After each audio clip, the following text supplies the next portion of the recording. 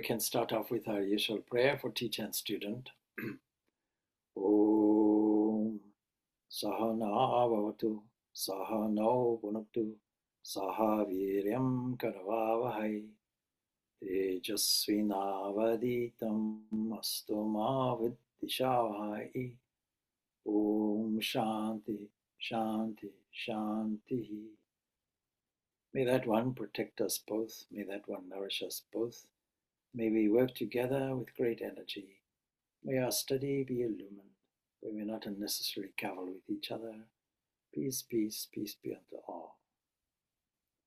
So this is Vedanta series question and answer.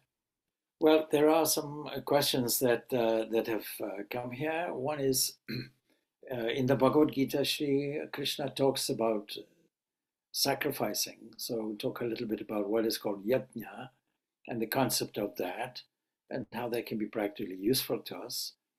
And then to clarify maybe a little confusion about such things as meditation. One suggestion in meditation is that we take all our attention from the outside and draw it in toward the inside to discover the nature of our fundamental self. And that is fine. But how easy is it to do that? And are there some techniques we can use to do that? So I will talk a little bit generally about meditation also. Much of this, of course, is repetition, but no harm in it. So there is this phrase or this word, yajna, and yajna refers to sacrifice, and we can view it in several ways according to historical eras. Let's take, for example, in ancient India, the idea of sacrifice is very much the same as anywhere else in the ancient world. That it is seen that for various reasons, something has to be offered, something has to be given. Now, if you want to look at it from a philosophical point of view, you will see that the nature of nature itself is giving something up in order to get something else. We call this the law of conservation of energy. Conservation of matter, conservation of energy, that energy can never be created, can never be destroyed. And the curious thing about it, therefore, is that if energy cannot be created, then how do you explain its existence? It is just there. And then we might take a philosophical point of view, which says that because of the nature of energy itself, perhaps it is due to an apparitional causation. Because if you understand what the energy is that is referred to in Einstein's equation, E equals m, we forget about the c squared for the time being, then we'll see that it's an equivalence. It's an equivalence formula, and it says that in 1 gram of something, there's enormous energy, just to put it very simply. But what kind of energy sustains things?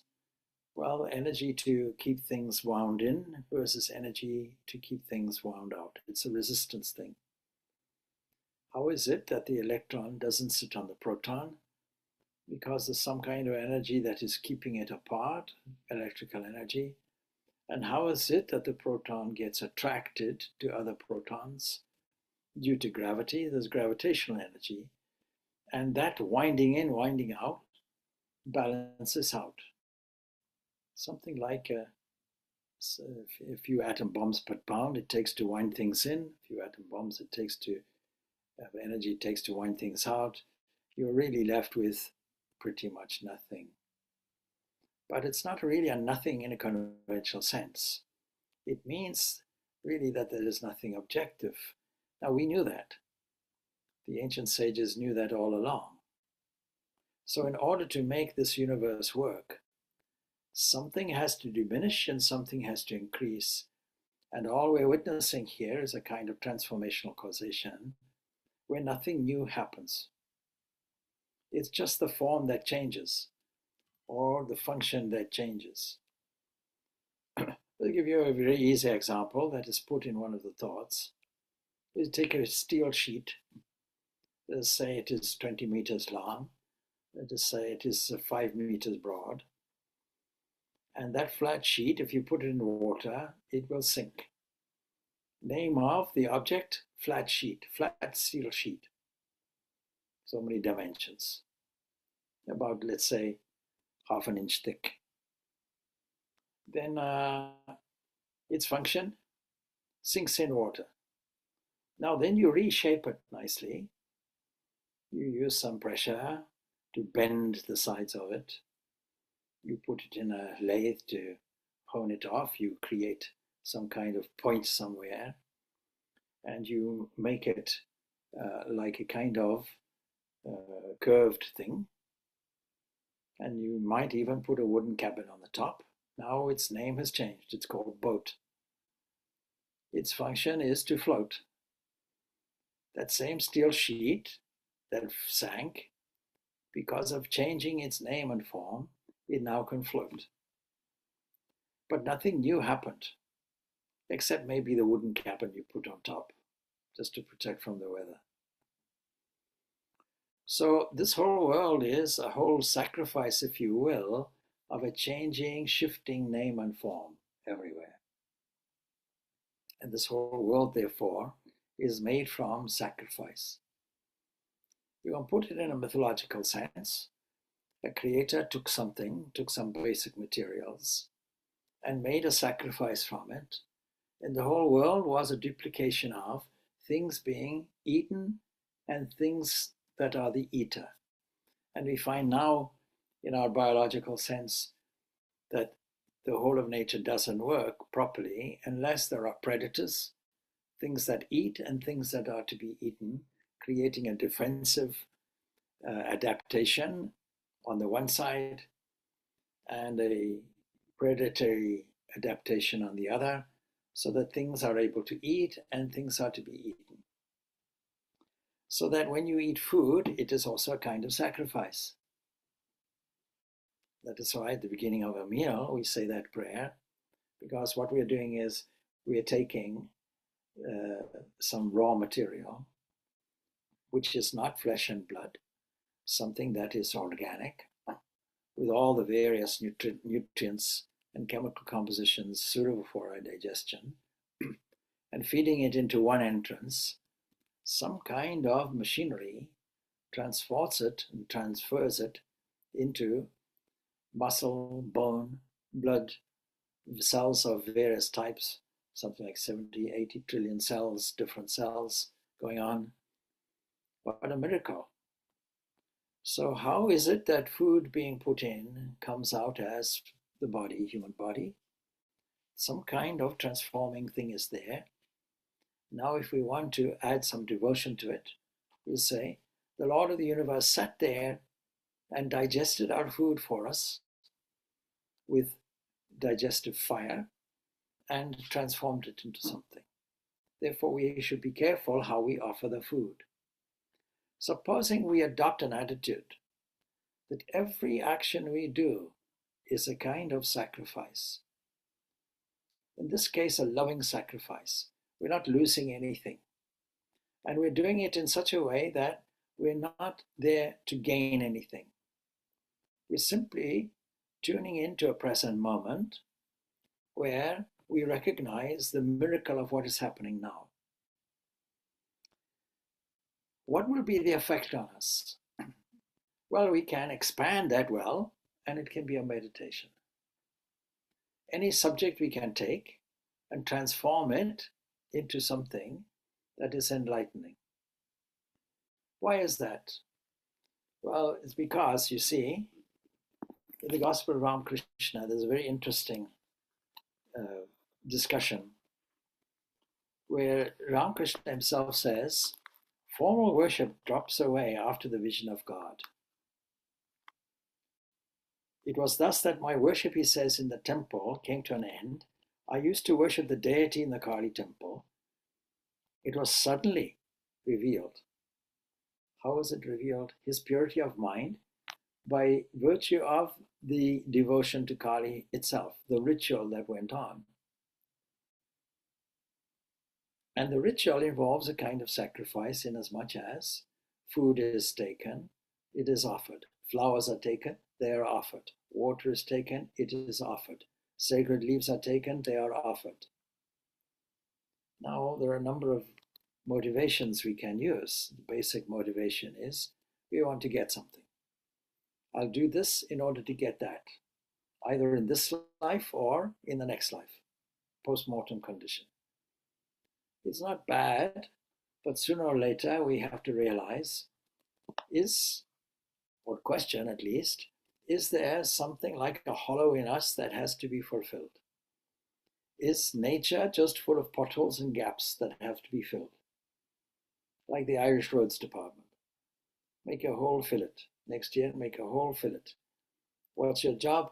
There are no holes. Let's make a hole, let's fill it. If God made a world like that, we'd have no respect for such a being. Lord, what is your job? Making holes in the universe, and the following day I'll fill them all. And then tomorrow, what will you do? I'll make more holes. Make your life uncomfortable. Make sure that you're unhappy, dissatisfied, so that you're preoccupied with filling in the gaps. Well, what kind of occupation will that be? Sooner or later, there has to be a realization of a sense of fullness.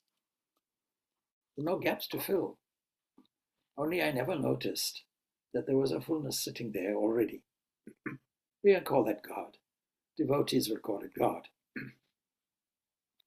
So he says, it was suddenly revealed to me that everything is pure spirit. If everything is pure spirit, then who sacrifices what to who? Then he continues, utensils of worship, the altar, the doorframe, all pure spirit, men, animals, and other living beings, all pure spirit. Then, like a madman, I began to shower flowers in all directions. Was it a sacrifice or an expression of joy? Whatever I saw, I worshipped. One day, while worshipping Shiva, I was about to offer a bell leaf on the head of the image, when it was revealed to me that this Virat, this divine universe, a body of God, if you will, that requires a little explanation. Normally, we often think that God is out there and I'm here. I stand here and look around and ask, where is God? And since I cannot see God, I must assume that's something like a far distant galaxy or star, or something that is untouchable. But I'm told that I can connect with him, perhaps on a Sunday. I can go to a church and bring him out. Keep him in a cupboard in the meantime. When I'm in trouble, bring him out. But Virat, this whole universe, and philosophically, Virat is also Vishwa, that means the one that rules, as it were, over our waking state. So this Virat, this universe itself, is Shiva, he discovers. After that, my worship of Shiva through the image came to an end. The whole thing is Shiva. Another day I had been plucking flowers when it was revealed to me that the flowering plants were so many bouquets. What a beautiful outlook. But it was revealed. He didn't have to rationalize it. Unlike us, it suddenly was revealed. Now all insights are revealed. And the precondition to revelation would be to purify and clarify the mind. And initially, we may do that through ritualistic worship. And in the ancient days, that ritualistic worship was known as Yajna, and was a very simple thing involving fire, since fire is the most fundamental discovery of ancient man. It changed the whole life, because for the first time, you can cook food, make it easily digestible, and save time in looking for food constantly as a preoccupation. Then it gave you some time for reflection. How many times people light a fire in a social condition and gaze into this campfire And how many times we tell stories around the campfire, culture starts developing, insights start developing. Satyakama in Chandogya Upanishad, he gets this insight looking into the fire. Something comes to him, it's revealed. So he says, and the person who he's talking to says, how beautiful is God's creation. Trailokya says this. And Sri Ramakrishna replies, oh no, it's not that. It was revealed to me in a flash. I didn't calculate about it. It was shown to me that each plant was a bouquet adorning the universal form of God. In meditation, we take advantage of small revelations until we get a big aha moment, a big revelation of the truth that is within. At that point, any guided thing, any guided thought gets suspended and we become a listener. And in that listening moment, a revelation takes place. So he says, that was the end of my plucking flowers. I look on man in just the same way. When I see man, I see that it is God himself who walks on the earth.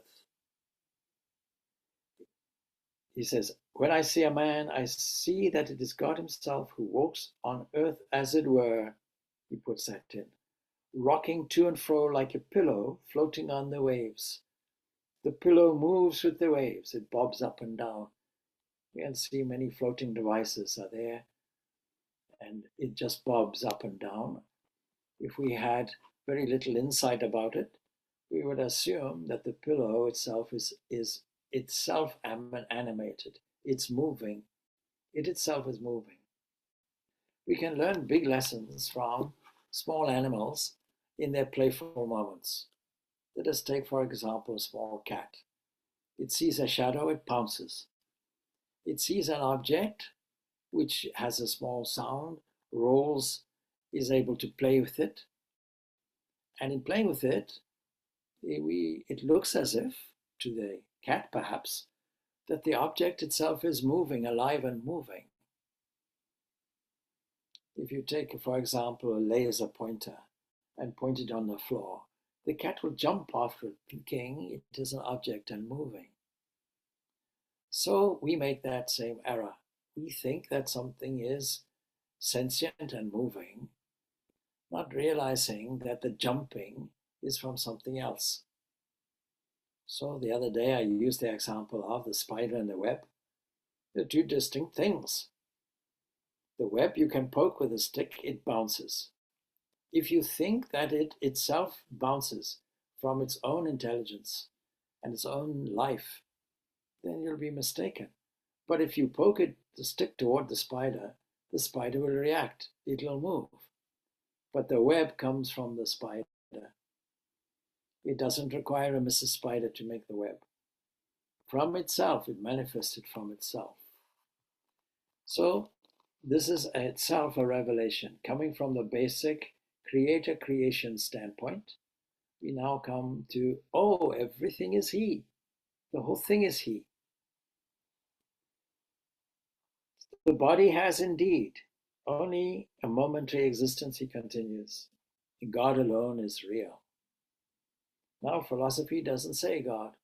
Philosophy says divine self. With a capital S, it says Atman, which means a fundamental self. Fundamental self below, beneath the ego.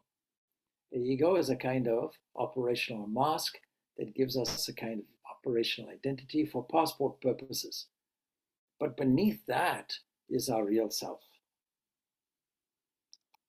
Now the body exists, and now it does not. Years ago, when I had been suffering terribly, he says, from indigestion, Hiraday, his nephew, said to me, do ask the mother to cure you. I felt ashamed to speak to her about my illness.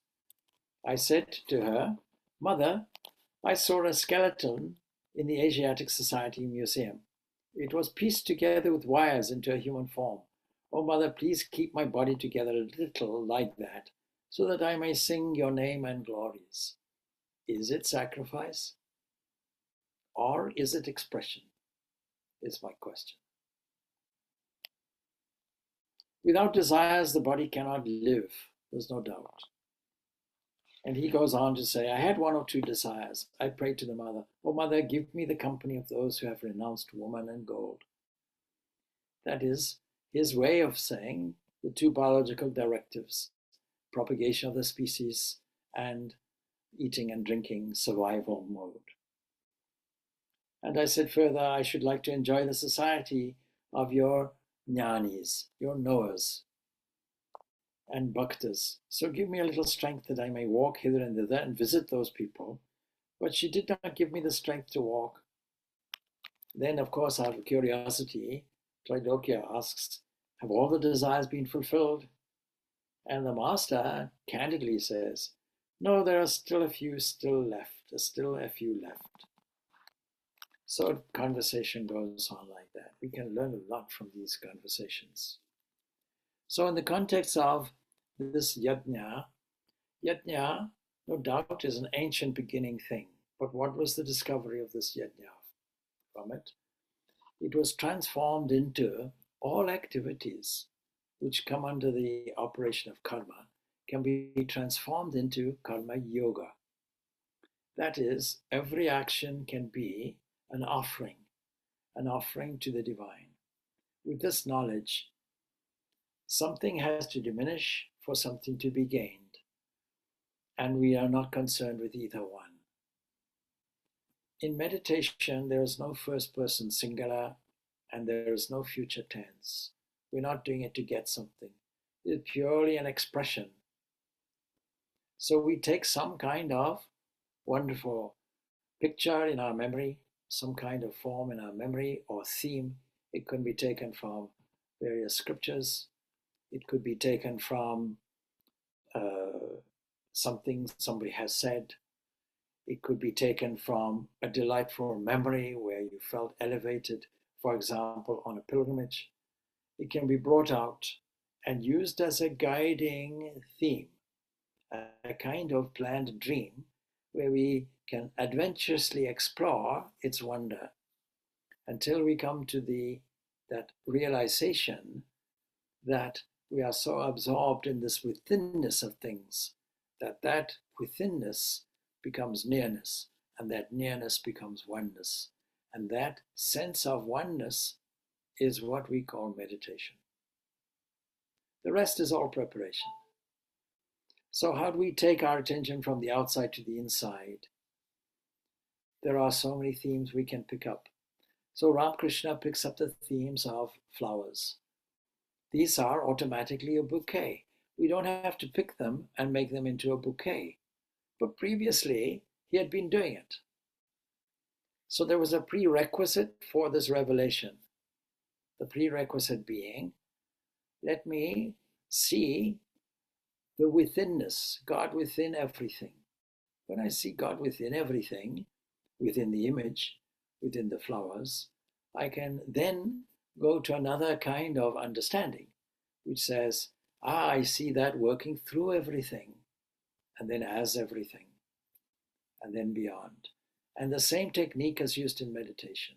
We look first in, then through, then as, and then beyond. The beyond is a revelation that occurs. So some people take up different starting points, different yajnas or spiritual disciplines. One will offer the life breath. One will offer food. One will offer this. One will offer that. Until the mind is purified sufficiently to see that actually nothing is being offered into anything. There is only all a totality. There's a fullness already there. And philosophy gives us that, gives us the rationale of it also. Because the rationale is like any rationale applied to trying to understand something in greatest depth.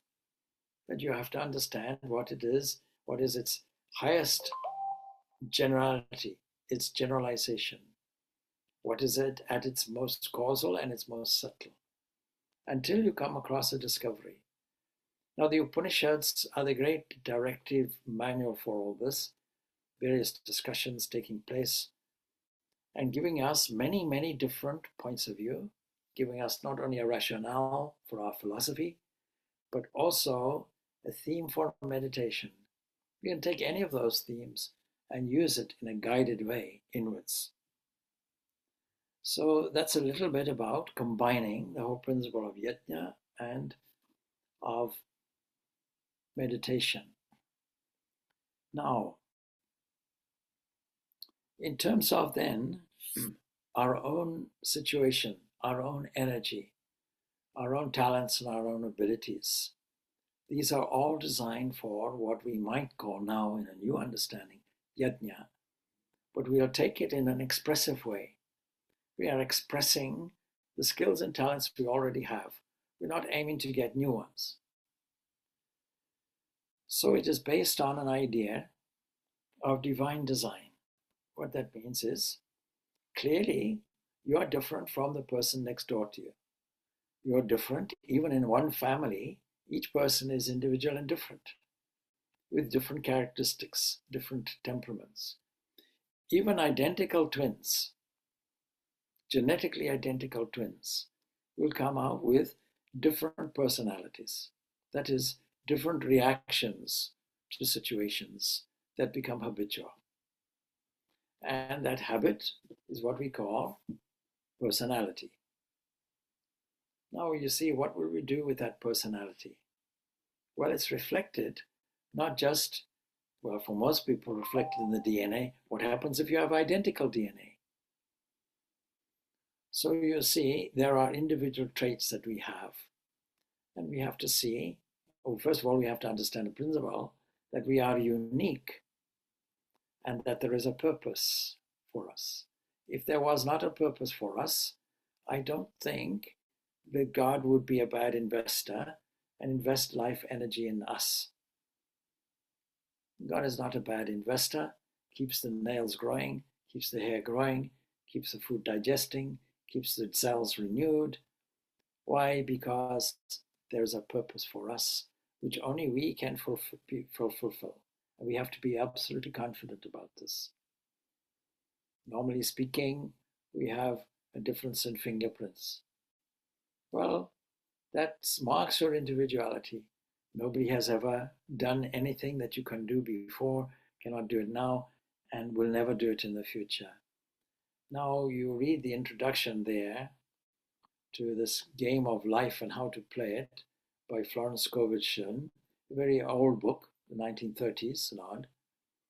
And clearly she has studied the Vedanta philosophy and presents it in a Christian Western way. And there is a beautiful introduction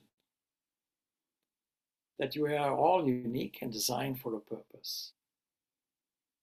And it is not that we are here chaotically, haphazardly, just by chance. There's a definite direction for us. Now, don't panic, because we can find out what it is by assessing our individual skills and talents and abilities and exploring it a little bit with one confidence. The confidence that the intended investor is pushing us in a certain direction. When we are confident about that, we'll see things are appearing. Things appear around the corner for us. Unexpected events come to our aid, as it were, in response to our urge to express. This urge to express, the universe matches with events and scenes and people and places and helpful resources. What we might call hidden angels come to our rescue, making all the crooked paths straight for us, doing the lion's share of the work. We think that we are agents. We think that we do everything ourselves. No, not at all. We are doing the minimum. And the example always given would be this dramatic example that Sri Ramakrishna himself gives. And that is, you see, the wind of God's grace is always blowing. We but have to set our sail. Now, there's a certain effort in setting the sail, of course.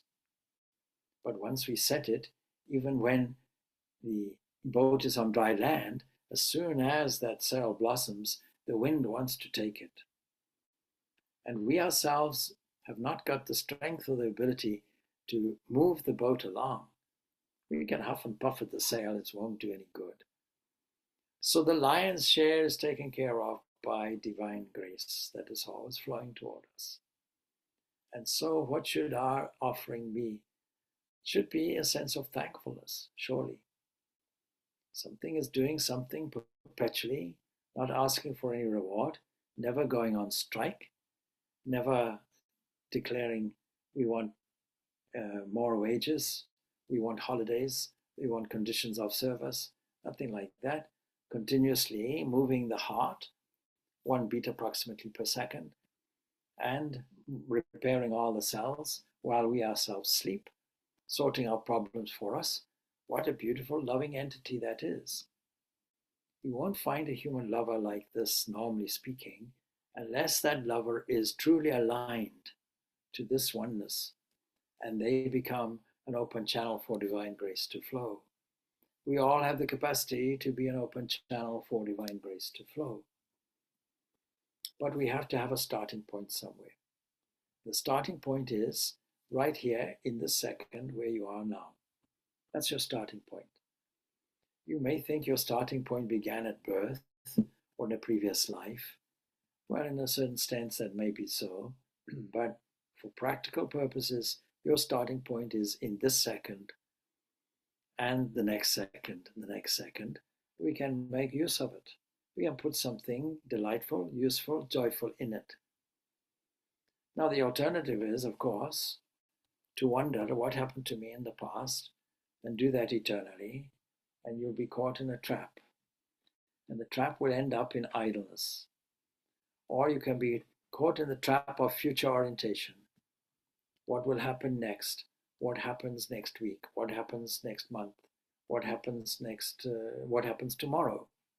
What happens this afternoon? Well, does it really matter? As long as your attention is tuned in to the glory of the divine self. That's all we need to do. That's all we need to worry about. This moment and then the next moment. And in this moment, what will you find? You'll find perfection in this moment. So these are just some thoughts. Karma yoga, of course, we all have to do. This is an age, the age of Kali Yuga, where it is inevitable that we have to do some work. Now, of course, it's impossible not to do any karma. Karma doesn't just mean work, it means any kind of action. So we may as well make this action some kind of dedicated thing. So that when we do an action, we can make a yajna of it, we can make an offering of it. We can do it before and afterwards. Offering our small little bouquets. I think you probably all know, those who know me, that one of my favorite Christian saints will be Teresa of Lisieux, was called the Little Flower. And what were her greatest offerings? Well, she recalls an incident. In the morning, while trying to pray, meditate, and so on, there was a very fidgety nun in front. She was a nun, fidgeting and shuffling and so on. And Teresa notices a level of annoyance. Can't this person keep quiet for 1 second? Disturbing me like this. Well, of course, the nun in front has no idea that she's disturbing anybody. So Teresa takes these little irritations and makes some small flower offerings to her beloved, in this case, Christ. Taking these small offerings like that, she feels that these are not disturbances any longer. These are delightful flower offerings. And there's a lesson for us that in meditation there are no disturbances, because everything we can register to the divine. Take that little thing and make it a delightful flower offering. Here, take this unworthy thing from me. Let me make a bouquet of all my little reactions, irritations, and so on, and offer them to you as a kind of sacrifice to you. When we were at school, uh, those who are educated, let's say, by Jesuits, would have to write at the beginning of every work, every written work, AMDG, Latin for the greater glory of God. That's what it stands for. So every action we can do can be for the greater glory of our most beloved. When we start doing that, we find we can get a very intimate connection. So whatever form you have of any aspect of this divine, this supreme principle, make that your own and make your little sacrifices in these ways.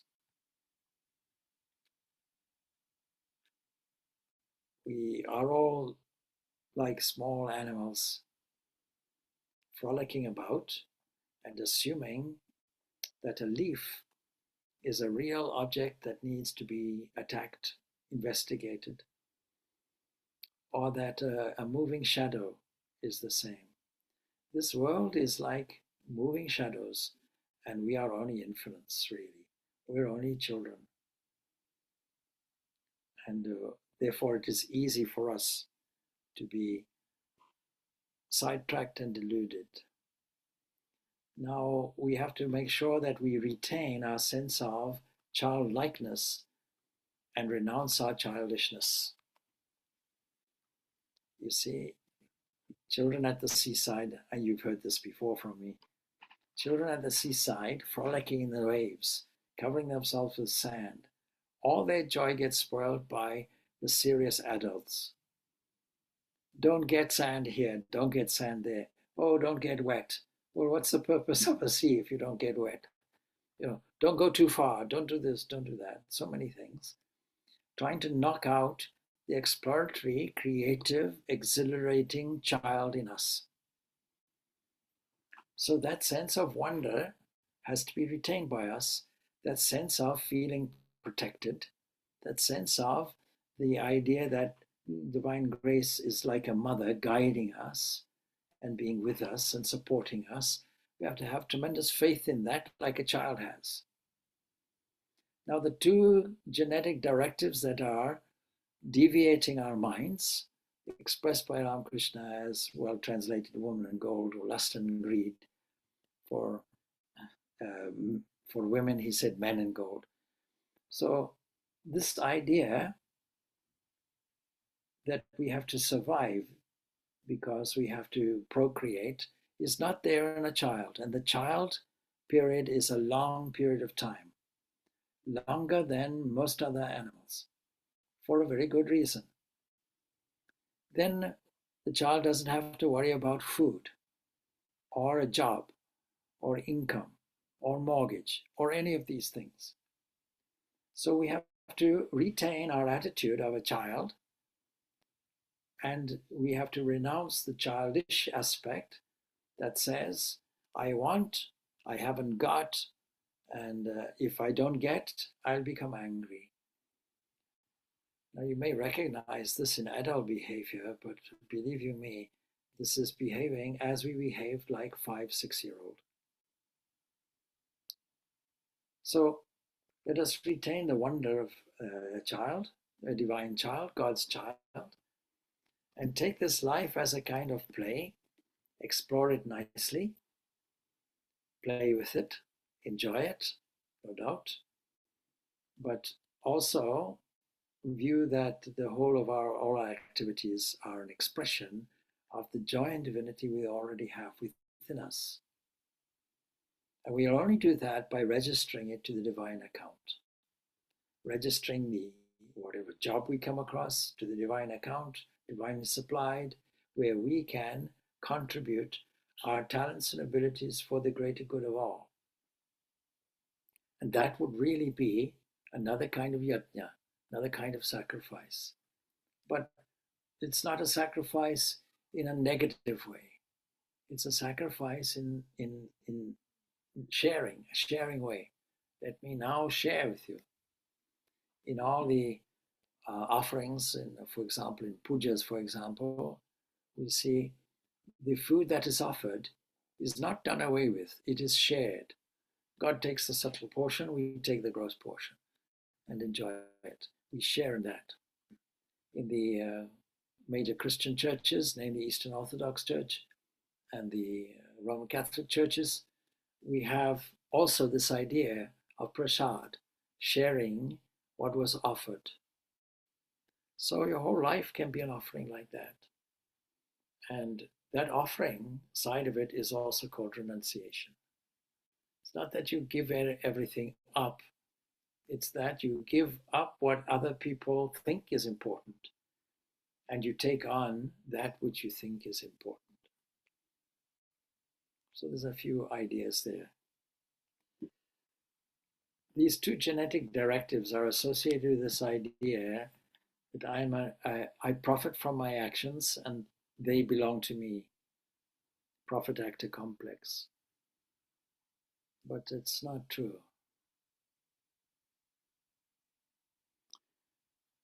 In meditation, what we are doing really is we're assuming this body is like a city with many gates, and we're closing all the gates of the body, and we are confining the mind into the heart.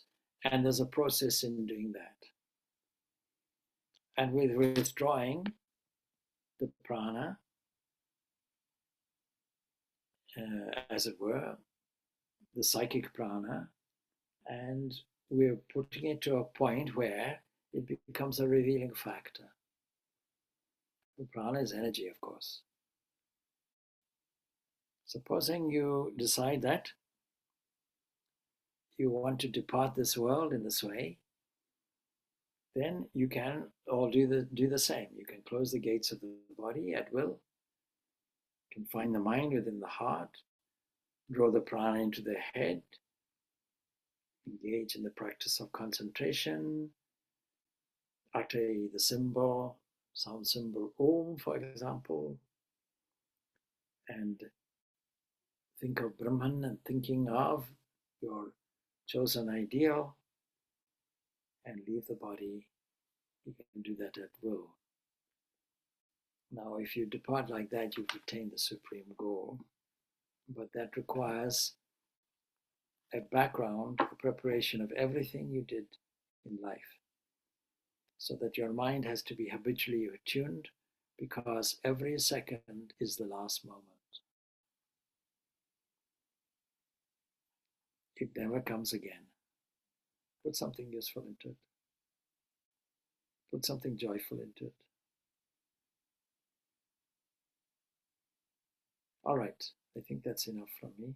If there are no further questions, we'll leave it there for today.